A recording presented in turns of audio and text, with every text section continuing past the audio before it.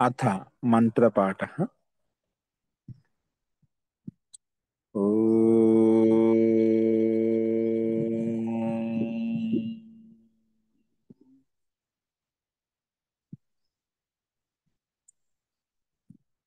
सहनाववतु सहनौ भुनक्तु सह वीर्यं करवावहै तेजस्विनावधीतमस्तु मा विद्विषावहै। ओम शांति शांति शांति।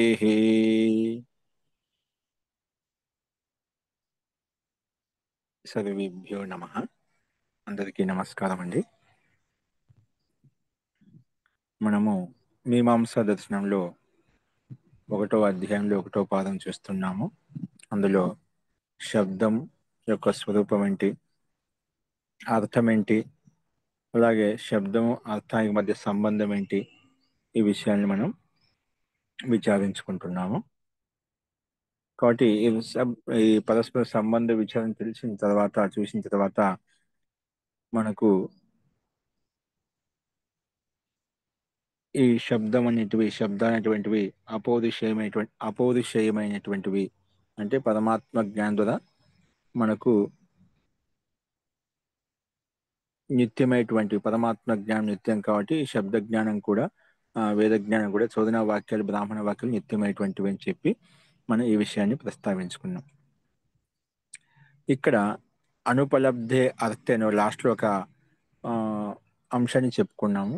ఇక్కడ అర్థే అనుపలబ్ధే, ఇక్కడ ఎవరు నాకు మెసేజ్ పంపించారు, పేరు తెలియలేదు. అర్థే అనుపలబ్ధే అనే అంశం ఏదైతే ఉందో నిన్న చెప్పుకున్నాం, అంతిమ అంశం, అది ఒకసారి మళ్ళీ చెప్పమని చెప్పి. ఇక్కడ అర్థే అనుపలబ్ధే అంటే అర్థం అంటే ఏమిటంటే ఒక పదార్థం, ఒక ద్రవ్యము, అది విద్యమానంగా ఉంటామట. ఇప్పుడు అనుపలబ్ధే చ దేవదత్తాదౌ అర్థే అనర్థకం సంధ్యాకరణం. అనుపలబ్ధే చ దేవదత్త ఒక వ్యక్తి, దేవదత్త ఒక పేరు పెట్టాడు, ఒక పిండం కూడా ఒకటి ఉంటుందన్నమాట. ఓకేనా? అది అర్థం. దేవదత్త వాచకం అయితే, వాచ్యం ఎవరు ఇక్కడ పిండం అనమాట. గౌ వాచకం అయితే ఆ గౌ విశేషం, పిండ విశేషం, పశు విశేషం అయితే ఉందో అది వాచ్యం అయిపోతుంది. అంటే అది ఒక అర్థం, ఒక ద్రవ్యం, ఒక పదార్థం. అలాగా అనుపలబ్ధే చ దేవదత్తాదు అర్థే అనర్థకం సంధ్యాకరణం. అంటే మనకు సంతానం ఉందనుకోండి, మనం నామకరణం పెట్టుకోవచ్చు, పేరు పెట్టుకోవచ్చు. సంతానమే కలగలేదు, మనం నామకరణం చేస్తే ఎలా ఉంటుందండి? అది అనర్థకం అంట, వ్యర్థం అనమాట. సంతానం ఉందంటే ఆ సంతానానికి ఈ పేరు పెట్టామని చెప్పి చెప్పుకోవచ్చు. అలాగే ఇక్కడ కూడా అంటే అర్థం ఉపలబ్ధంగా ఉండాలి, విద్యమానంగా ఉండాలి, అప్పుడు దాన్ని నామం పెట్టుకుంటాం, దానికి ఒక పేరు పెట్టుకుంటామట. ఇక్కడ అందుకే అర్థే అనుపలబ్ధే, లేకపోయినప్పుడు కూడా మనం నామకరణం చేస్తామంటే అది వ్యర్థము, అనర్థకం అని చెప్పి చెప్తున్నామట. అందుకే అనుపలబ్ధే చ దేవదత్తాదు అర్థే అనర్థకం సంధ్యాకరణం. అర్థే అంటే అర్థం లేకపోయినప్పుడు సంధ్యాకరణం అనర్థకం, పేరు పెట్టడం అనేది వ్యర్థము. అసఖ్యం చ, అలాగే అసంభవం కూడా, సాధ్యం కాదు. ఏదైనా వస్తువు ఉంటే దానికి పేరు పెట్టుకోవచ్చు, పదార్థం ఉంటే పేరు పెట్టుకోవచ్చు. అది వస్తువు కావచ్చు, వ్యక్తి కావచ్చు, పశువు కావచ్చు, ఏం ద్రవ్యం కావచ్చు, ఏదైనా కావచ్చు. ఒకటి వస్తువు విద్యమానంగా ఉండాలి, సత్తాత్మకమైనటువంటి వస్తువు విద్యమానంగా ఉండాలి, అప్పుడు దానికి ఏదైనా పేరు పెట్టుకుంటామట. లేకపోయినా పేరు పెట్టుకోవడం అది అనర్థకం, వ్యర్థం అని చెప్పి చెప్తున్నామట. ఎందుకంటే మనం పేరు ఎందుకు పెట్టుకుంటాం? ఒక విశేషమైన వ్యవహారం కొరకు, లోక వ్యవహారం కొరకు, పదార్థ జ్ఞానం యథార్థం తెలుసుకోవడం కొరకు, ఇలాంటి మనం విశేషమైన అర్థం చెప్పుకోవడం తెలుసుకోవడం కూడా పెట్టుకుంటామట. అందుకే ఇక్కడ విశేషాన్ ప్రతిపత్తుం హి సంజ్ఞాః క్రియంతే. విశేషమైన అర్థాన్ని తెలుసుకోవడం కొరకే మేము పేర్లు పెట్టుకుంటాము. ఆ విశేషాలు ఎలా పెట్టుకుంటాం? విశేషాంశ ఉద్దిశ్య, అంటే మనం ఏదైనా ఒక ఉద్దేశం పెట్టుకుని పేరు పెట్టుకుంటాం. ఉద్దేశం లేకుండా పేరు పెట్టుకోం కదా.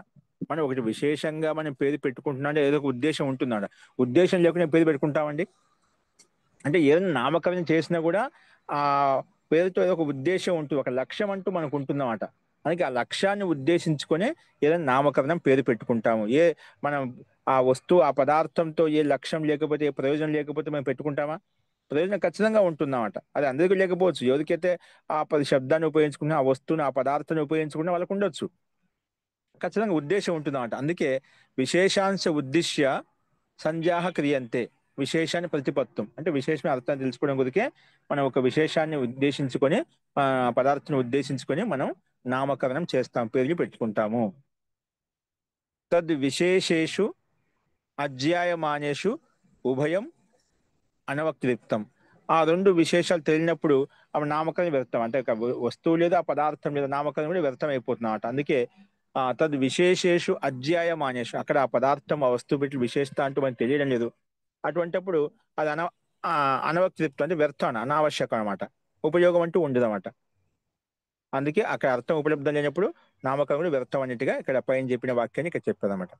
తస్మాత్ అపౌరుషేయ శబ్దస్య అర్థేన సంబంధ. అందుకే నువ్వు ఇక్కడ మాత్రము అపౌరుషేయ అంటే అందుకే శబ్దం ద్వారా ఒక అర్థం తెలుస్తుందంటే ఇది ఒక అర్థం ఖచ్చితంగా ఉంటుందన్నమాట. ఈ అర్థం కల్పించింది కాదు, ఒక వ్యక్తి ద్వారా ఉత్పన్నం చేసింది కాదు, ఇది ఎప్పుడు నిత్యంగా శాశ్వతంగా ఉంది. ఎలాగుందంటే పరమాత్మ జ్ఞానం ఏ విధంగా శాశ్వతమో పరమాత్మ ఏ విధంగా నిత్యమో అలాగే అతని యొక్క జ్ఞానం నిత్య సంబంధం, స్వాభావిక సంబంధం. కాబట్టి అందుకే ఈ శబ్దం కూడా, ఆ శబ్దం ఉందంటే స్వర్గకామ యజేత అనే పదం ఉందంటే అది మనకు ఈ వాక్యం చోదన వాక్యం చెప్పుకుంటున్నాం. ఖచ్చితంగా ఆ రకంగా స్వర్గం కలగాలంటే మనకు ఆ యాగం చేసినట్లయితే మనకు ఆ ఫల ప్రాప్తి కలుగుతుంది. దాంట్లో ఎటువంటి సందేహం, ఎటువంటి అర్థంలో ఇప్పుడు నామకరణం చేశామంటే ఖచ్చితంగా అర్థం ఉంటుందన్నమాట. ఇప్పుడు నామకరణం చేసాం మనం, స్వర్గ కామ ఏదైతే అయినా నామకరణం చేసామన్నమాట, అంటే యాగం చేస్తే మనకు ఈ ఫలం కలుగుతుందని చెప్పి. ఇక్కడ ఈ శబ్దానికి అర్థం ఉంది, అది మన నిత్య సంబంధం. కానీ ఇక్కడ ఫల ప్రాప్తి ఖచ్చితంగా ఉంటుంది. ఇక్కడ ఆ విశేషణ అర్థం ఉంటుంది, అంటే మోక్ష ప్రాప్తి మనకు ఖచ్చితంగా ఉంటుంది, దాంట్లో సందేహం లేదన్నమాట. దాన్ని పెట్టుకొని ఇక్కడ చెప్పామట. అంటే మనం సంధ్యాకరణం చేశాము అంటే ఖచ్చితంగా అక్కడ ఆ విశేషత ఉంటుంది, విశేష ప్రయోజనం ఉంటుంది. ఇంత పెద్ద చోదన వాక్యం ద్వారా మనకు విశేషం అర్థం చెప్పుకున్నాడు, ఇక్కడ ప్రయోజనం ఉంటుంది అన్నమాట. అందుకే దాంట్లో సందేహపడాల్సిన అవసరం లేదు. నిత్య సంబంధము, అది ఔత్పత్తికం కాదు. అందుకే ఔపౌరుషేయ శబ్దస్య అర్థేన సంబంధ. ఈ శబ్దానికి ఈ అర్థంతో సంబంధం ఇది అది అపౌరుషేయం అంటే పరమాత్మ యొక్క జ్ఞానం ద్వారా చెప్పబడినది. అందుకే అతశ్చ తత్ ప్రమాణం అనపేక్షత్వాత్. ఎందుకంటే ఆ విషయంలో ఈ శబ్దం చెప్పిన వాక్యం కరెక్టా కాదని చెప్పి ప్రమాణానికి అవసరం లేదంట. వేదవాక్యానికి బ్రాహ్మణ వాక్యానికి ఏవైతే ఉన్నాయో వాటికి ప్రమాణం, వాటిని ప్రమాణం చెప్పడానికి వేరే ప్రమాణం అవసరం లేదన్నమాట. అది స్వతహా ప్రమాణం కాబట్టి. అందుకే ప్రమాణం అనపేక్షత్వ, వేద ప్రమాణానికి ఆవశ్యకత లేదు. నచ ఏవం సతి పురుషాంతర ప్రత్యయాంతరం చ అపేక్షతే. ఈ రకంగా విద్యమానంగా ఉన్నప్పుడు వేద పురుషుల యొక్క ప్రమాణం కానీ వేరే జ్ఞానం యొక్క అంటే వేద ప్రమాణాంతరం అంటే వేద ప్రమాణం యొక్క జ్ఞానం కానీ అవసరం లేదు, అపేక్ష లేదు. అందుకే తస్మాత్ చోదన లక్షణ ఏవ ధర్మ. చోదన వాక్యం అయితే ఉందో, బ్రాహ్మణ వాక్యం వేద వాక్యం అయితే ఉందో అదే దానికి మనకు ధర్మానికి ఒక పరిభాష చోదన లక్షణం అర్థం ధర్మ అని చెప్పి. చోదన వాక్యం ఏ అర్థం అయితే మనకి ద్యోతితం అవుతుందో, ప్రకాశితం అవుతుందో అదే ధర్మం అని చెప్పుకున్నాము. కాబట్టి నా అన్య లక్షణ, ఇక్కడ ఏదైతే లక్షణం చెప్పుకున్నామో బ్రాహ్మణ వాక్యం ద్వారా వేద వాక్యం ద్వారా ఏదైతే అర్థం మనకు తెలియబడుతుందో అదే మనకు ధర్మాన్ని తీసుకోవాలి. ధర్మానికి పరిభాష తీసుకొని అదే విధంగా మనం అర్థం చేసుకోవాలి అని చెప్పి బాదరాయణ గ్రహణం ఉక్తం. బాదరాయణ మహర్షి యొక్క అభిప్రాయాన్ని కూడా మనం ఇక్కడ వ్యక్తం చేసుకున్నాం. ఇది దీని యొక్క అభిప్రాయం అట. ఓకే అండి. సో ఎవరో నిన్న అడిగారు, అది మెసేజ్ పైసలని చెప్పాను. సో అది ఎవరో ఉన్నారో మనకు తెలియదు. అస్తు స్పష్టమైందండి. ఇక్కడ ఎందుకు సందేహం ఉందా?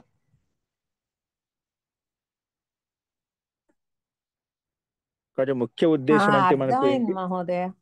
ముఖ్య ఉద్దేశం మనకు బ్రాహ్మణ వాక్యాలు వేద వాక్యాలు ఏవైతే ఉన్నాయో అక్కడ శబ్దం ఉందంటే అర్థం ఖచ్చితంగా ఉంటుంది. మనం క్రియేట్ చేసినట్టు కదా, ఉత్పత్తి చేసినటువంటిది కాదు.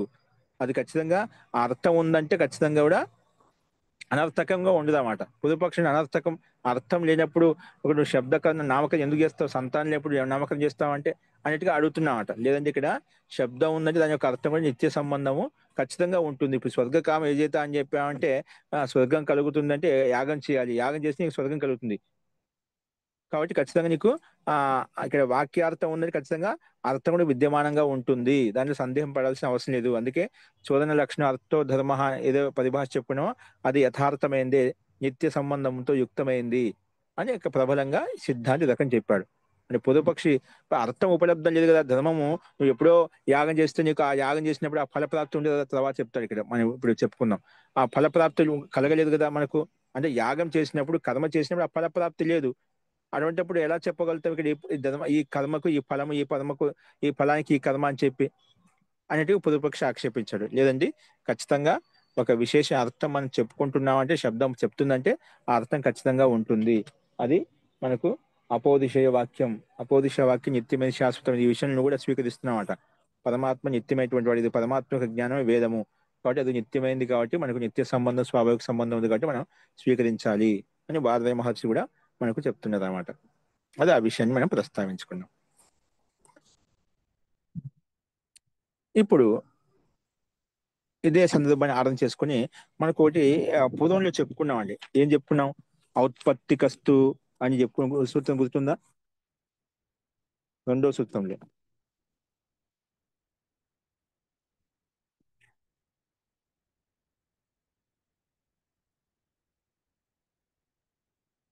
ప్రారంభంలో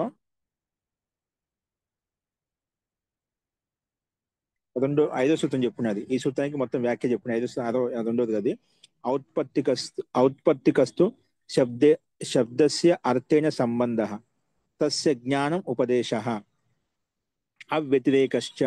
అది వ్యతిరేకత అంటే ఎక్కడ వ్యతిరేకత లేవంట. అంటే ఈ శబ్దానికి అర్థం ఉందంటే దానికి వ్యతిరేకత ఉండేది ఎక్కడ కూడా. ఔత్పత్తికస్సు శబ్దస్య ఔత్పత్తిక అని చెప్పినాం. అంటే శబ్దక అర్థంతో సంబంధం అయితే ఉందో అది స్వాభావికము. ఔత్పత్తిక అంటే స్వాభావికము. ఇక్కడ ఉత్పత్తి కంటే ఉత్పత్తి చేసింది కాదు తాత్పర్యం. స్వాభావికమైంది. ఈ శబ్దానికి అర్థం చెప్పబడిందంటే ఈ అర్థానికి ఈ శబ్దం చెప్పుకుంటున్నాం లోకంలో ప్రసిద్ధమై ఉందంటే అది స్వాభావికమైంది. అందుకే తస్య జ్ఞానం ఉపదేశ. అదే ఆ రకంగా ఆ శబ్దానికి ఈ అర్థం, ఈ అర్థానికి ఈ శబ్దం చెప్పి అది ఒక ఉపదేశమే దాని యొక్క జ్ఞానం. అంటే ఆ రకంగా యథార్థంగా చూసేది కాబట్టి మనకు ఆ అలాగే చెప్పబడింది కాబట్టి అది చూడబడింది కాబట్టి మనం దాన్ని ఉపదేశించుకుంటున్నాం. ఆ ఉపదేశంలో ఎటువంటి వ్యతిరేకత ఉండదు. అందుకే ఆ వ్యతిరేక మనం చెప్పుకున్నాం. ఆ వ్యతిరేకశ్చ శబ్దం కూడా అర్థం మధ్య ఆ వ్యతిరేకత ఉండదన్నమాట. శబ్దం ఎలా బోధించిందో అర్థం కూడా ఖచ్చితంగా ఉంటుందన్నమాట. దాని వ్యతిరేకమైన అర్థం ఎప్పుడు రాదనమాట. అందుకే ఆ వ్యతిరేక. అలాగే అర్థే అనుపలబ్ధే. ఇప్పుడు చెప్పుకున్నాం అర్థే అనుపలబ్ధే. ఒకవేళ ఆ అర్థం ఉపలబ్ధం లేకపోతే అని పదం ఏదో ఒప్పించో ఆ సూత్రాన్ని ఆధారం చేసుకుని ఇవన్నీ చెప్పుకుంటున్నామట. ఓకేనా?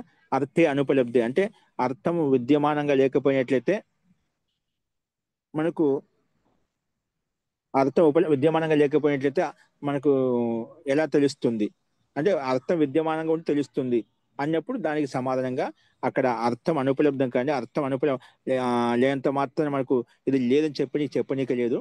కొన్ని ప్రత్యక్షంగా ఉంటాయి, కొన్ని పరోక్షంగా ఉంటాయి.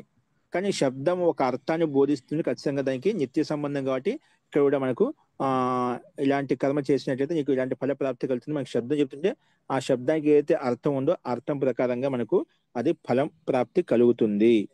ఆ విషయంలో ఇది మనం తీసుకోవాలన్నమాట. అందుకే అనుపలబ్ధే తత్ ప్రమాణం బాధరాయణస్య అనపేక్షత్వాత్ అని చెప్పుకున్నామట. కాబట్టి శబ్దానికి అర్థంతో సంబంధం అయితే ఉందో నిత్య సంబంధము ఆ అందుకే ఆ ఆ నిత్య సంబంధం బట్టి ఆ ధర్మానికి అది జ్ఞాన సాధనం కాబట్టి దాన్ని ఉపదేశించుకున్నామట. దాంట్లో ఎప్పుడు కూడా వ్యతిరేకత ఉండదు. ఎందుకంటే ఈ చోదన ఈ చోదన వాక్యం ఏదైతే మనం అర్థం చెప్పుకుంటున్నామో అది అర్థం ఉపలబ్ధం లేకపోయినప్పుడు కూడా అది ప్రమాణమే. అది ప్రమాణమే. అంటే చోదన వాక్యం కొన్ని ఇప్పుడు స్వర్గకామ ఏజైతే అని చెప్పాం.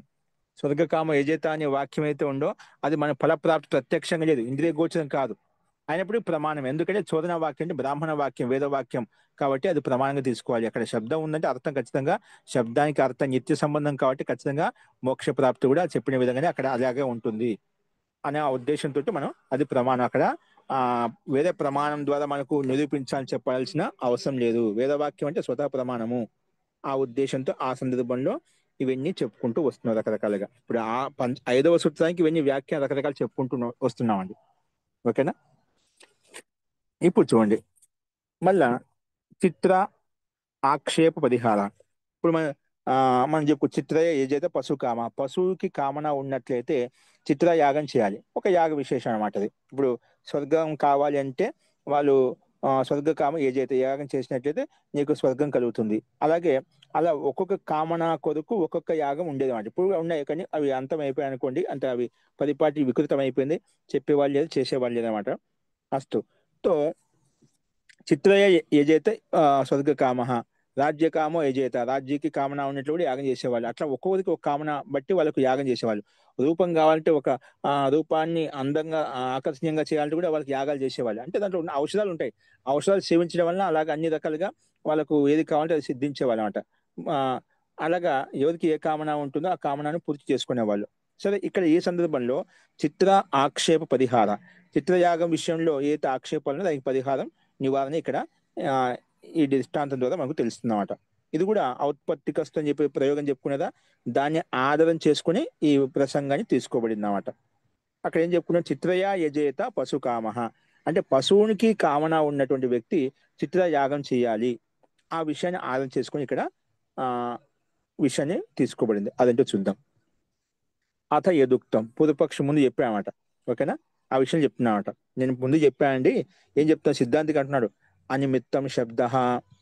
పూర్వపక్షం ఏమంటున్నాడు, ఈ శబ్దం నిమిత్తమే కాదు, అర్థాన్ని తెలుసుకోవడంలో నిమిత్తం కాదు, సంకల్పం చేసామండి, ఈ శబ్దము నిమిత్తం కాదు. ఎందుకు, కర్మకాలే ఫల ఆదర్శనాత్. ఎందుకంటే నువ్వు ఈ శబ్దం, ఏ శబ్దాన్ని ప్రయోగిస్తున్నావో, ఏ కర్మ అయితే చేస్తున్నావో ఆ టైంలో ఆ ఫలం లేదు, అక్కడ ఆ ఫలం ఉత్పన్నం కావడం లేదు. కర్మకాలే ఫల దర్శనాత్, అంటే నువ్వు ఏ సమయంలో కర్మ చేస్తున్నావు, యాగం చేస్తున్నావు, ఆ టైం నీకు ఫలం వస్తుందా. ఇప్పుడు పశు కామ ఏదైతే అని చెప్పావు, పశు యాగం చేశాము మనము, చిత్ర యాగం చేశాము, అక్కడ పశు వెంటనే ఉపలబ్ధం కావాలి కదా, ఉపలబ్ధం కావడం లేదు.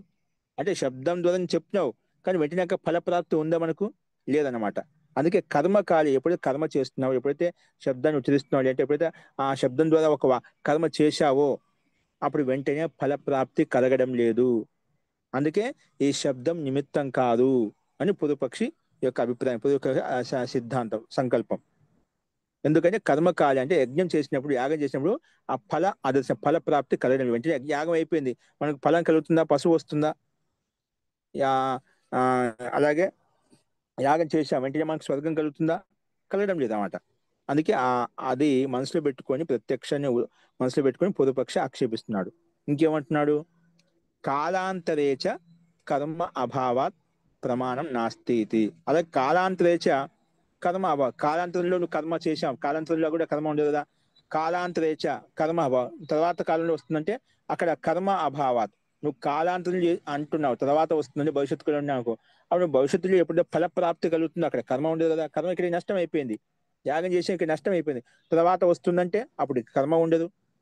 కాలాంతరేచ కర్మ అభావాత్, కాబట్టి ప్రమాణం నాస్తి ఇది. అందుకే ప్రమాణం కాదు, శబ్దం ప్రమాణం కాదు, శబ్ద ప్రమాణం ప్రమాణం కాదు. అందుకే అనిమిత్తం శబ్ద అని చెప్పి పూర్వపక్షి ఆక్షేపించాడు. ఓకేనా, అర్థమైంది.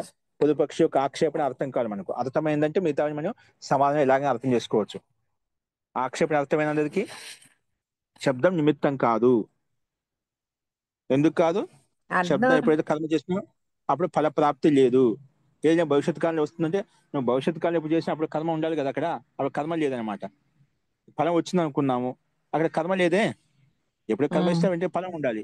కానీ ఈ రకంగా పూర్వపక్షి, అందుకే ఇది శబ్దం ప్రమాణం కాదు, నిమిత్తం కాదు ఫలాన్ని పొందడంలో అని పూర్వపక్షి యొక్క ఆక్షేపణ. అది ముందు చెప్పిందని మళ్ళీ ఒకసారి ఇక్కడ ఈ రకంగా ప్రస్తావించాడు అనమాట.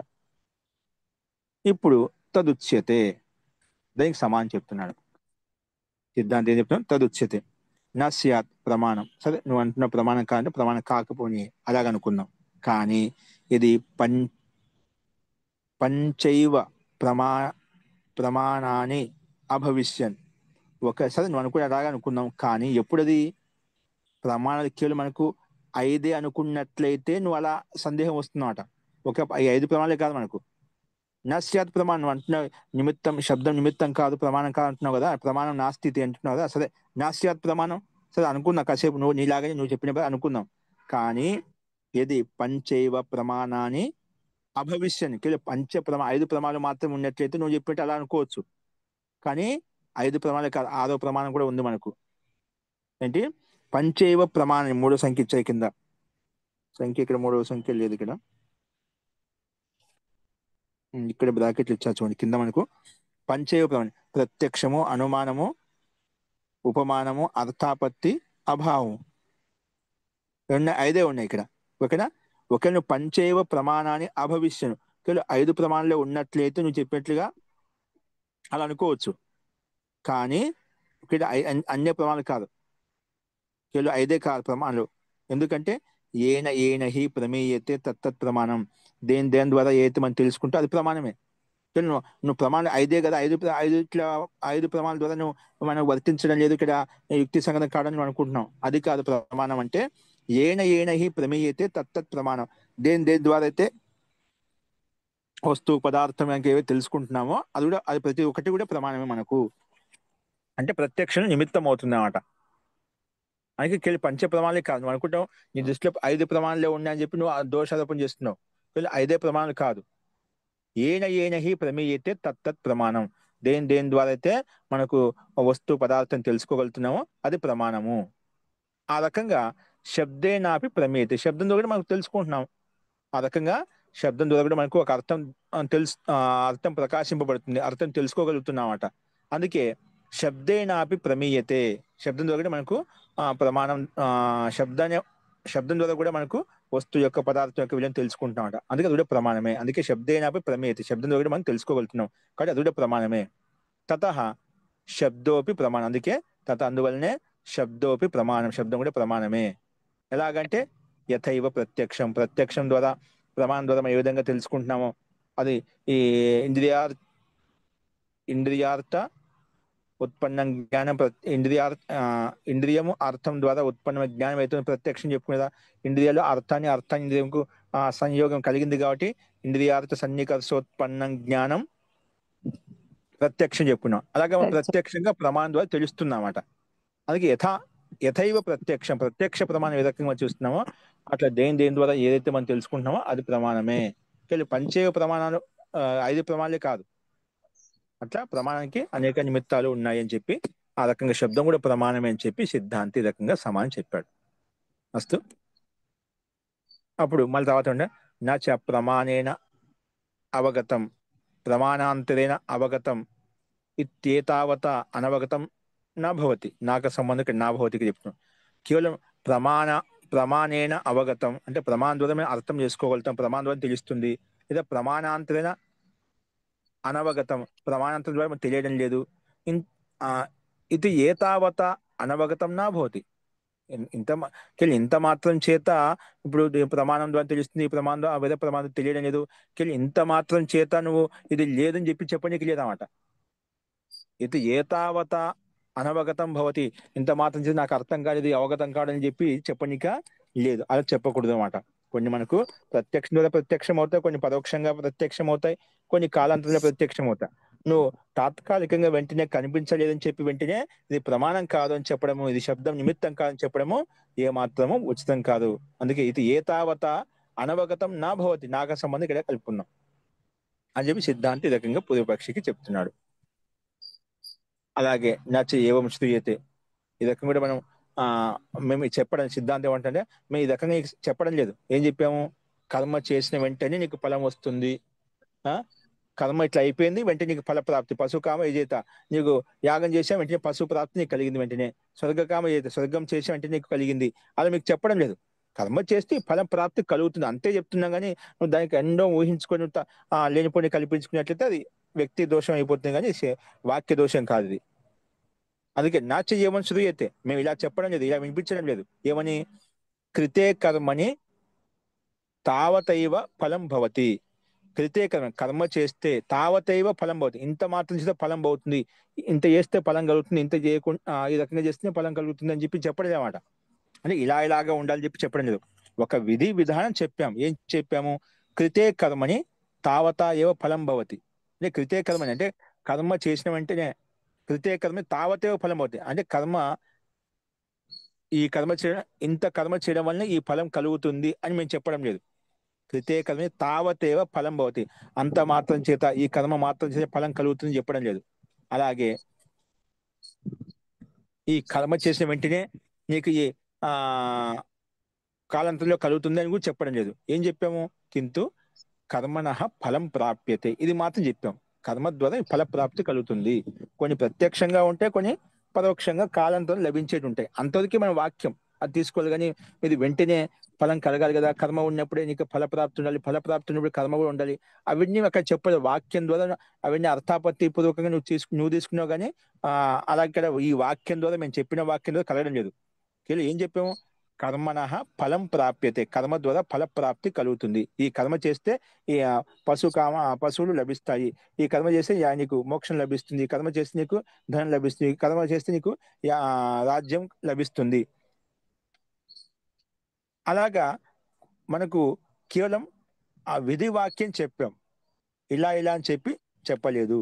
అందుకే కర్మణ ఫలం ప్రాప్యతే, కర్మ ద్వారా నీకు ఫల ప్రాప్తి కలుగుతుంది, అంతే తీసుకోవాలి అని చెప్పి సిద్ధాంతి. ఇంతే మాత్రం చేత కలుగుతుంది, దీని తర్వాత వెంటనే కలుగుతుంది, ఇవన్నీ మేము చెప్పలేదు.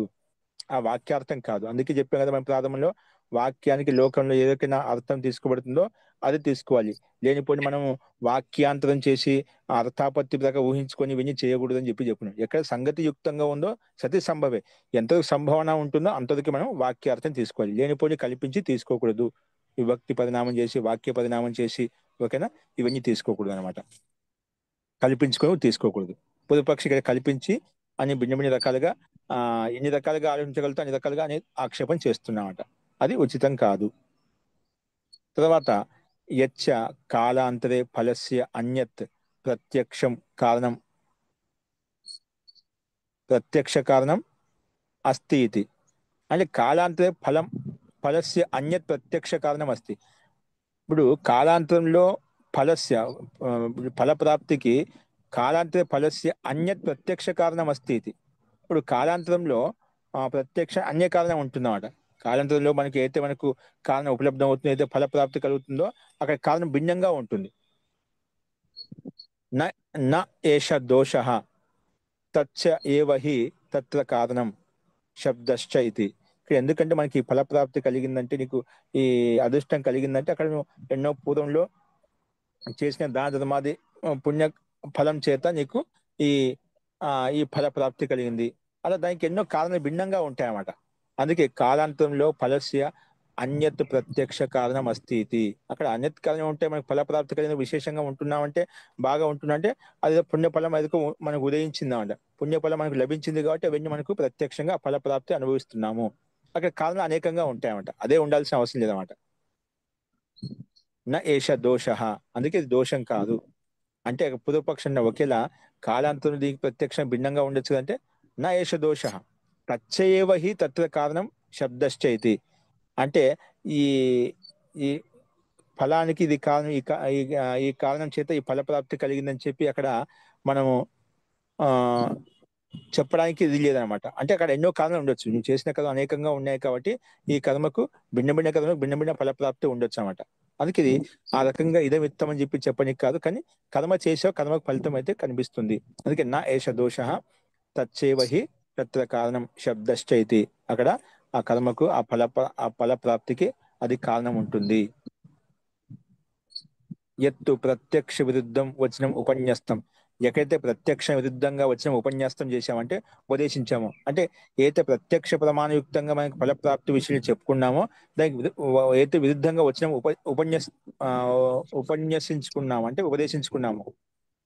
ఆ విషయం నేను చెప్తున్నా అంటే, ఎత్తు ఎక్కడైతే ప్రత్యక్ష విరుద్ధం వచ్చిన ఉపన్యస్తం, నువ్వు ఎక్కడైతే ప్రత్యక్షానికి విరుద్ధంగా వచనాన్ని వాక్యాన్ని ఉపదేశించావో అక్కడ ఆ సందర్భంలో ఏమంటున్నా అంటే, స ఏష యజ్ఞాయుధి యజమానో అంజస స్వర్గం లోకం యాతి. స ఏష యజ్ఞాయుధి అంటే యజ్ఞాయుధి అంటే యజ్ఞం చేసే వ్యక్తులు ఎవరైతే ఉన్నది, ఆ బ్రాహ్మణులు ఎవరైతే ఉన్నది, పండితులు ఎవరైతే ఉన్నది, యజ్ఞాయుధి అంటే యజ్ఞానుష్ఠానం చేసేవాళ్ళు. యజ్ఞం చేసే యజమానుడు. యజ్ఞాయుధి యజమాన అంజస అంటే సరళంగా సహజంగా స్వర్గలోకం యాతి, సహజంగా స్వర్గలోకం వెళ్ళిపోతున్నా అంట. ఎవరు? ఈ యజ్ఞం చేసే యజమాని ఆ కర్మ చేసి అనుష్ఠానం చేసి ఆ యజమాని ఎట్లా పోతున్నాడు? అంజస అంటే సరళంగా సహజంగా స్వర్గలోకం యాతి, స్వర్గలోకానికి వెళ్ళిపోతున్నాడు. ఇది ప్రత్యక్షం. శరీరకం వ్యపదిశతి. ఇక్కడ మనకు స్వర్గలోకానికి వెళ్ళిపోతున్న శరీర సంబంధి ఇక్కడ వాక్యం కనిపిస్తున్నమాట. యజ్ఞాయుధి వ్యక్తి ఎవరు వెళ్తున్నా ఆ శరీరం వెళ్ళిపోతుంది కదా. యజ్ఞాయుధి యజమాన అంజస స్వర్గలోకం యాతి ఇది ప్రత్యక్షం శరీరకం వ్యపదిశక, శరీర విషయం చెప్పుకుంటున్నాం, ఇక వాక్యదే చెప్తున్నాం అట. ఆ వ్యక్తి వెళ్తున్నా చెప్తున్నాం. ఆ వ్యక్తి అంటే ఆ శరీరం, ఆ పిండం, ఆ శరీర విషయంలో ప్రత్యక్షంగా ఈ వచనం మనకు కనిపిస్తుంది. ఆ వ్యక్తి వెళ్ళిపోతున్నాడని చెప్పి తెలుస్తుంది. కాబట్టి తదుచ్యతే ఆ విషయంలో అని పూర్వపక్ష రకంగా శరీర విషయంలో ఈ కథనం చెప్పబడింది అన్నప్పుడు, శరీర సంబంధాత్ యస్య తత్ శరీరం సోపి తైర్ యజ్ఞాయుధి ఇత్యుచ్యతే. అంటే ఇక్కడ పూర్వపక్షం ఏమన్నా అంటే, ఇక్కడ శరీరం విషయంలో అక్కడ కథనం చెప్పండి, శరీరం వెళ్ళిపోతుంది అంటే చనిపోయిన శరీరం వెళ్ళిపోతుంది, అక్కడ మోక్షానికి వెళ్తుంది లేదా అక్కడ స్వర్గలోకానికి వెళ్తుంది, అక్కడ శరీర విషయంలో కథనం ఉంది అని పూర్వపక్షి అన్నప్పుడు దానికి సిద్ధాంతం ఏమన్నా లేదండి, ఆ శరీరంతో పాటు ఉన్నటువంటి శరీర సంబంధ యస్య తత్ శరీరం, ఆ శరీరం ఎవరిదైతే ఉందో, ఎవరిది ఆత్మదనమాట, యస్య తత్ శరీరం సోపి, సోపి అంటే ఆత్మ కూడా, తైహి యజ్ఞాయుధైహి, యజ్ఞాయుధి ఇత్యుచ్యతే, ఆ యజ్ఞాయుధి యజమాని శరీరం ఎవరిదైతే ఉందో ఆ ఆ శరీరంలో ఉన్నటువంటి ఆత్మ, ఆత్మ కూడా, ఆ శరీరం ఎవరిదైతే అంటే ఏ ఆత్మదైతే ఆత్మ కూడా వెళ్ళిపోతుంది అని సిద్ధాంతి దగ్గర సమానం చెప్పాడు. ఇంతవరకు శరీరమే అన్ని అనుకొని పుదుపక్షి భావించి కథని చెప్తున్నమాట. అంటే శరీరమే ఆత్మ, శరీరమే గతివిధి చేస్తుంది అంటే శరీరం కంటే భిన్నంగా ఆత్మ అంటే ఏది లేదు, ఇది శరీర విషయం చనిపోయిన తర్వాత వెళ్ళిపోతుంది కదా అని చెప్పి ఆ రకంగా చెప్పాడు. లేదండి, ఈ శరీరం ఎవరిదైతే ఉందో అంటే ఎవరి కారణంగా శరీరం గతివిధి నడుస్తుందో, ఆత్మ ఉన్నంతసేపే కదా శరీరంలో గతివిధి నడుస్తుంది, ఆత్మ లేకపోతే శరీరం గతివిధి నడవదు అనమాట. అందుకే యస్య తత్ శరీరం సోపి, అది కూడా అంటే ఆత్మ కూడా, తై యజ్ఞాయుధై, ఆ యజ్ఞాయుధి అనేటువంటి యజమాని ద్వారా, యజమాని ఎవరైతే ఉన్నదో అతను కూడా ఆ శరీరంతో పాటు ఆత్మ కూడా వెళ్ళిపోతుంది, అది కూడా మనం తీసుకోవాలి. కేవలం శరీరం ఒకటే వెళ్ళదు, ఆ శరీరంతో యుక్తమైనటువంటి ఆత్మ, జీవాత్మ కూడా వెళ్ళిపోతుంది అని సిద్ధాంతి ఈ రకంగా సమాధానం చెప్పాడు అనమాట. అస్తు, అక్కడ పొదుపక్ష శరీరం ఒకటే వెళ్ళిపోతుంది అని అనుకున్నాడు, కానీ ఆ శరీరంతో పాటు ఉన్న జీవాత్మ కూడా వెళ్ళిపోతుంది. ఇప్పుడు మళ్ళీ ఒక కొత్త ప్రశ్న ఏర్పడింది అన్నమాట. అంటే శరీరం కంటే భిన్నం కూడా ఒక సత్తా, ఒక ఆత్మ ఉందా? అందుకే దానికి ఒక ప్రకరణం ప్రారంభించబడింది. దేహ వ్యతిరిక్తస్య ఆత్మనః సద్భావ, ఈ దేహం కంటే భిన్నం కూడా ఒక జీవాత్మ ఉంటుంది. మనం కూడా స్థూలంగా ఏమనుకుంటాం అంటే, ఈ అన్ని శరీరంతో చేస్తున్నాం, శరీరంలో కూడా ఒక ఆత్మ ఉంది, అది శరీరం కంటే భిన్నమైంది చెప్పి మనం ఊహించగలుగుతామా? ఏదో సిద్ధాంతం ప్రకారం రోజు వింటున్నాం కాబట్టి కేవలం వినడమే కానీ, నమ్మడమే కానీ, అలాగా స్వీకరించడమే కానీ మనకు కూడా అలాంటి అనుభూతి కలగదనమాట. కలుగుతుంది ఎవరికన్నా, ఏం చెప్పి నేను చేస్తున్నా అంటా కానీ ఈ శరీరంతో చేస్తున్నాను, శరీరం ద్వారా నేను క్రియాకలాపాలు జరుగుతున్నాయి, మనకి అదే భావన ఉంటుంది. ఇంకా స్థూలంగా ఉన్నాం కాబట్టి స్థూల శరీరమే కనిపిస్తుంది, సూక్ష్మంగా శరీరం లోపల ఉన్నటువంటి జీవాత్మ మనకు కనిపించడం లేదు. అందుకే దేహ వ్యతిరిక్తస్య ఆత్మనః సద్భావ, ఈ దేహం కంటే భిన్నంగా ఒక ఆత్మ కూడా ఉంది. ఆ విషయాన్ని ఇక్కడ మనం ఇప్పుడు నిరూపించుకోబోతున్నమాట. అంటే పూర్వపక్షి అడుగుతున్నాడు, శరీరమే కదండి, మొత్తం శరీరంతో చేస్తున్నాము, మళ్ళీ ఈ ఆత్మ ఎక్కడి నుంచి తీసుకొచ్చిన కొత్తగా అని చెప్పి మళ్ళీ ఆయనకు ఒక ప్రశ్న కలిగింది. అందుకే అవుతున్నా, ఆహా కో అసౌ అన్యః నా ఏనం ఉపలభామహే. నువ్వు ఏంటయ్యా మళ్ళా ఆ శరీర సంబంధ యస్య తత్ శరీరం, ఎవరి దేవతో ఈ శరీరమో ఆ యజ్ఞ జీవాత్మ వెళ్ళిపోతుందని నువ్వు అంటున్నావు కదా, అది ఎవరు ఇక్కడ? ఆహా కో అసౌ అన్య, అన్య ఎవరు అంటే శరీరం కంటే భిన్నంగా ఉన్నటువంటి ఆత్మ అంటున్నావు, అది ఎవరు అసలుకి? నా ఏనం ఉపలభామహే, దీన్ని మనం శరీరాన్ని ఏ విధంగా పొందుతున్నామో, శరీరంలో ఏ విధంగా మనకు కనిపిస్తున్నాయో, అలాగా ఈ శరీరం కంటే భిన్నమైన ఆత్మ మనకేం కనిపించడం లేదే. నా ఉపలభామహే, మేము పొందడం లేదు కదా, మాకు కనిపించడం లేదు కదా. కో అసౌ అన్య, ఎవరి భిన్నంగా ఉన్నటువంటి ఆత్మ, భిన్నంగా తత్వం ఏంటి, ఆ స్వరూపం ఏంటిది?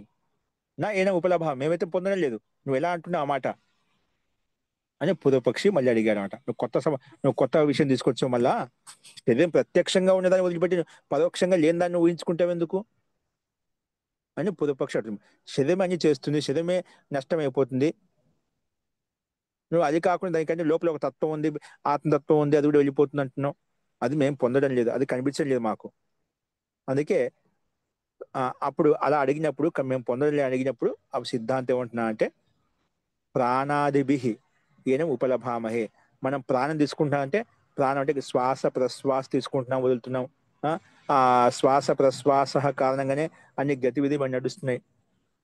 అందుకే ప్రాణాదిభి ఏనం ఉపలభామహే, నీకు ఎలా తెలుస్తుంది ఇక్కడ ఈ శరీరంలో కూడా ఒక ఆత్మ ఉందని చెప్పి మనం శ్వాస ప్రశ్వాస గతివి తీసుకుని దాని ద్వారా మనకు తెలుస్తుంది ఇక్కడ ప్రాణం ఉంది అంటే జీవాత్మ ఉంది అని తెలుస్తుంది సిద్ధాంతి అన్నాడు.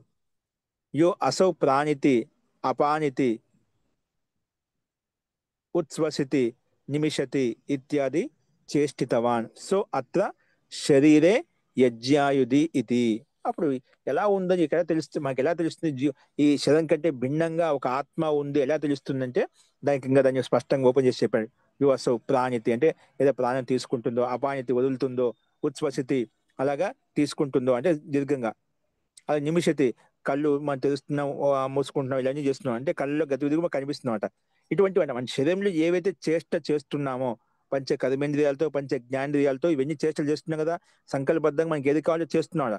మరి సంకల్పం మనసులో కలిగింది అవన్నీ చేసేస్తున్నామట. ఇవన్నీ కూడా ప్రాణితి అపానితి ఉచ్ఛ్వసితి నిమిషతి ఇవన్నీ కూడా క్రమంగా మనం చేస్తున్నామట.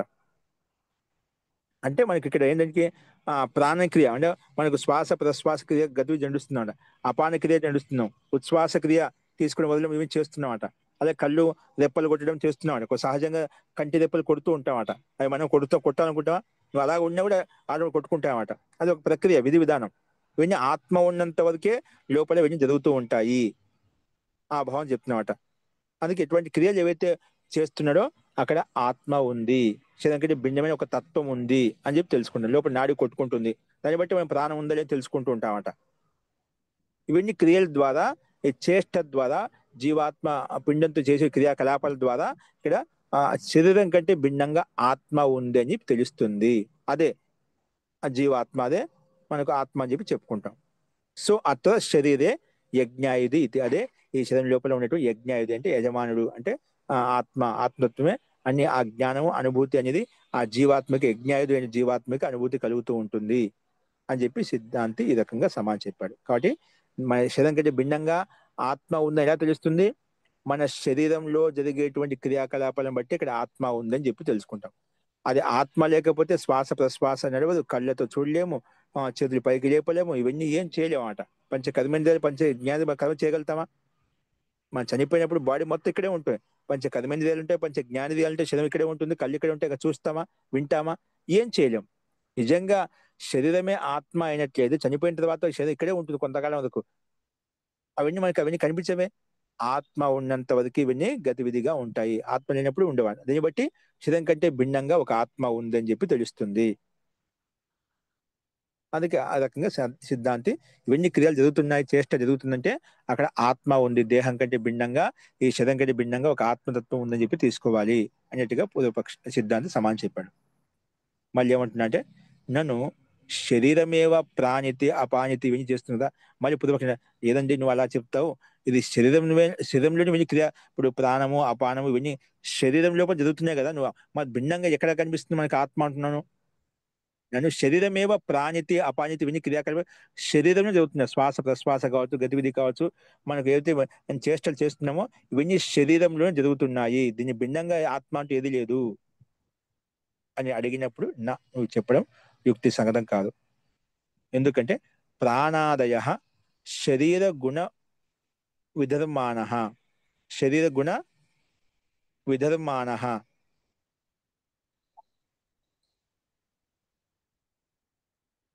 అభావమా ఇదేంటి యకారమా అది బకారమా? యావత్ శరీర భావిత్వ, అయావత్ శరీర భావిత్వ అంటే ఇవన్నీ శరీరం ఎంతవరకు అయితే ఉంటుందో అంతవరకు ఉంటాయంట. యావత్ శరీర భావిత్వ. ఓకే, యావత్ శరీర భావిత్వ అంటే ఇవన్నీ కూడా గుణాలు ఆ ఎంతవరకు అయితే జీవాత్మ ఉంటుందో అంతవరకు ఉంటాయన్నమాట. ఇవన్నీ కూడా గతివిధి ఆ శరీరం ఉన్నంత వరకు ఇవన్నీ గతివిధి ఉంటాయి. కాబట్టి యావత్ శరీర భావిత్వాత్ అని చెప్పి చెప్పుకున్నాం. ఎందుకంటే యావత్ శరీరం తావద్ అస్య గుణా రూపాదయ, ఎంతవరకు శరీరం ఉంటుందో యావత్ శరీరం తావద్ అస్య గుణా రూపాదయ, శరీరం ఉన్నంత వరకే శరీరంలో మనకు రూపాలు గుణాలు మనకు కనిపిస్తాయి. అంటే మన రూపంలో అందం కావచ్చు, గతివిధి కావచ్చు, మన చేష్టలు ఏమైనా మనకి ఏవైతే మనకు కనిపిస్తున్నాయో, కళ్ళ ద్వారా చూడడం కానీ, వినడం కానీ, శ్వాస ప్రశ్వాస తీసుకోవడం కానీ, ఇవన్నీ కూడా ఏవైతే గుణాలు ఏవైతే ఉన్నాయో ఎప్పటి వరకు శరీరం ఉంటుందో అప్పటి వరకు ఇవన్నీ పనిచేస్తుంటాం. మా శరీరంలో కూడా ఒక కాంతి కనిపిస్తుంది, అన్ని చేష్టలు చేస్తుంటాం, క్రియాకలాపాలు చేస్తుంటాం. ఇవన్నీ కూడా మనం ఏది కోరుకుంటే ఆ ఇంద్రియాన్ని మనం ప్రేరేపిస్తుంటామట. ఇవన్నీ ఎప్పటి వరకు? యావత్ శరీర భావే, శరీరం ఉన్నంత వరకే. అయావత్ శరీర భావిత్వం అని చెప్పి చెప్పుకున్నాను. ఈ గుణాలన్నీ కూడా ఏవైతే ఉన్నాయో శరీరం ఉన్నంత వరకే ఉంటాయి. అందుకే యావత్ శరీరం తావదస్య గుణాహ రూపాదయ. ఈ గుణాలైనా రూపాలైనా రూపాది గుణాలు ఏవైనా ఆ శరీరం ఉన్నంత వరకే. కానీ ప్రాణాదయస్తు సత్యపి శరీరే నా భవంతి. కానీ ప్రాణాలు మాత్రము, ప్రాణము ఉచ్ఛ్వాస నిశ్వాస తీసుకునేవి ఎప్పుడు ఉంటాయి? శరీరం ఉన్నప్పుడు కూడా ఆత్మ వెళ్ళిపోయింది, ఆత్మని బట్టి కూడా వెళ్ళిపోతాయి. కానీ పైన రూపాది గుణాలు ఇంద్రియాలు ఇవన్నీ ఏమంటే శరీరం ఉన్నంత వరకు అవి ఉంటాయి అన్నమాట. శరీరం ఎంతవరకు ఉంటుందో అంతవరకు అన్నీ ఉంటాయి. కానీ ప్రాణాది అవి ఏవైతే ఉన్నాయో శ్వాస ప్రశ్వాస మనం చేష్ట అని చెప్పుకున్నాం కదా, చూడటం ఇవన్నీ ఆ ఇవన్నీ గుణాలు, కొన్ని గుణాలు ఎలా ఉన్నాయి, ఇవి ఆత్మ ఉన్నంత వరకే ఉంటాయి. ఆత్మ ఎప్పుడైతే శరీరం నుంచి వదిలేసి వెళ్ళిపోతుందో వాటితో పాటు కూడా వెళ్ళిపోతామట. అందుకే ప్రాణాదయస్తు, ప్రాణాది అంటే ప్రాణితి అపానితి ఉచ్ఛ్వసితి నిమిషతి ఇవన్నీ చెప్పాం కదా, ఇవన్నీ అన్నమాట. ప్రాణాదయస్తు సత్యపి శరీరం నా భవంతి. ఇక్కడ శరీరం ఉన్నప్పుడు కూడా ఇవన్నీ ఉండవు అనమాట. ఆత్మ వెళ్ళిపోతే ఆత్మ కూడా వెళ్ళిపోతాయి. అలాగే సుఖ దుఃఖాదేష్ట స్వయం స్వయం ఉపలభ్యంతే.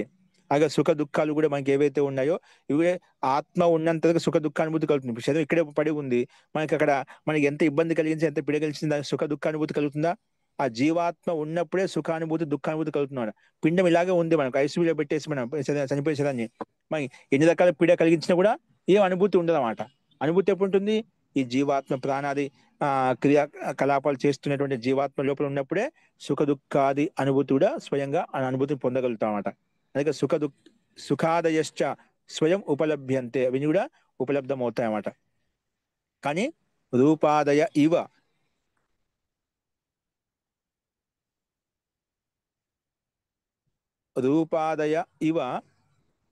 శరీర గుణ పదేన అపి ఇది. కానీ రూపాది గుణాలు ఏవైతే ఉన్నాయో మన శరీరంలో ఉండే స్థూలం కనిపించే ఇంద్రియాలు ఏవైతే ఉన్నాయో రూపాది గుణాలకు సమానంగా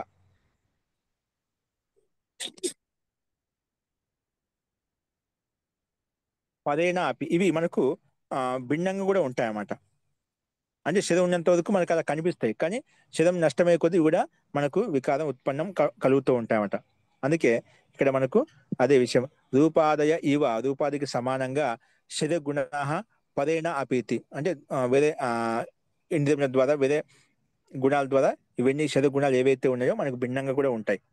తస్మాత్ శరీర గుణ వైధర్మ్యాదయ శరీరాత్ యజ్ఞాయుధి ఇది. అందుకే ఈ శరీరంలో ఉన్నటువంటి గుణాల కంటే ప్రాణాది గుణాలు ఏవైతే ఉన్నాయో వైధర్మ్యంగా ఉంటాయి, భిన్నంగా ఉంటాయి.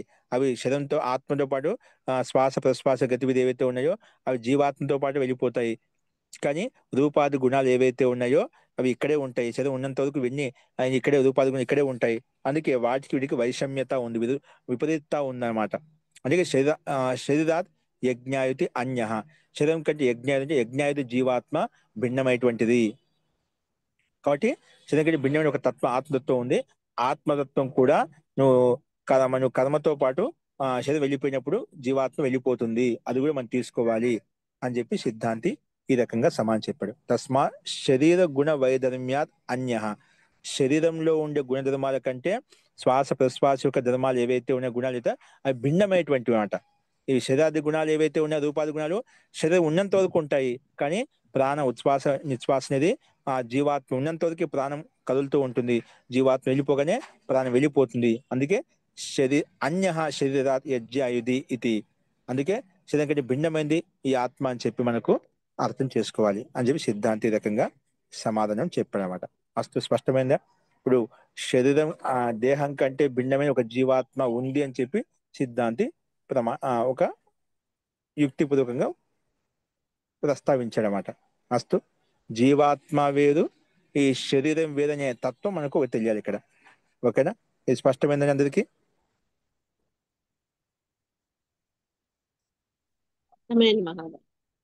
ఓకే. తర్వాత అదే విషయాన్ని తీసుకొని మళ్ళా ఈ సుఖ దుఃఖాది గుణాలు ప్రాణం ఉన్నప్పుడే కలుగుతాయని చెప్పి ఆ విషయాన్ని తీసుకొని మళ్ళీ కొంచెం ప్రస్తావన చేయబడింది. అది విజ్ఞాన మాత్రత్వం, అది ఒక అనుభూతిని విజ్ఞాన మాత్రం అని చెప్పి పూర్వపక్ష ఆక్షేపిస్తాడు. దానికి సమాధానం ఏంటనే మనం చెప్పుకున్నాం. అది అస్తు. ఇందులో ఎందుకంటే మీకు నాకు తెలిసి సామాన్యంగా ఒక భావం తీసుకునే సరిపోతుంది, లేక ప్రతి పదానికి కూడా అర్థం వస్తుందన్నమాట. కానీ మీరు మెల్లమెల్లగా వినంగా మీకు అర్థం అవుతూ ఉంటుంది. పెద్ద సిద్ధాంతం అంటే ఇక్కడ మనం చెప్పడం లేదు, ఇక్కడ సామాన్యంగానే ఉంది. కాబట్టి ధైర్యంగా మీరు ప్రయత్నం చేస్తుంటే అర్థమవుతుంది. చాలా విషయాలు దీనికి కనెక్టెడ్ గా ఉంటాయి. ఇప్పుడు కొంచెం వరకు మీకు అది శబ్దం యొక్క స్వరూపం ఇలా మాట్లాడుకుని తెలిసినా కూడా అదే విషయాన్ని తీసుకుని మళ్ళీ మాట్లాడుకుంటూ ఉంటారు. అదే విషయాలు మాట రిపీట్ అవుతూ ఉంటాయి. అలాగే వినంగా వినంగా మీకు ఆ శబ్దం యొక్క స్వరూపం, విషయం యొక్క స్వరూపం ఏంటో మనకు స్పష్టంగా అర్థమవుతుంది. ఓకేనా?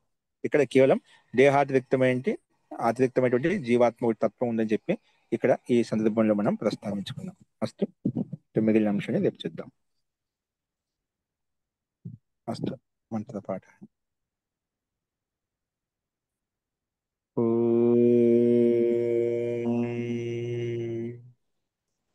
సర్వే భవంతు సుఖినః, సర్వే సంతు నిరామయాః, సర్వే భద్రాణి పశ్యంతు, మా కశ్చిత్ దుఃఖభాగ్ భవేత్.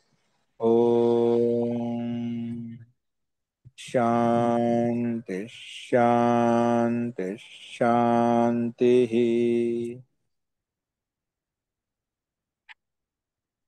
సర్వేభ్యో నమః. అందరికీ నమస్కారం అండి. నమస్తే నమస్తే మహోదయ. మహోదయ. నమస్తే మహోదయ.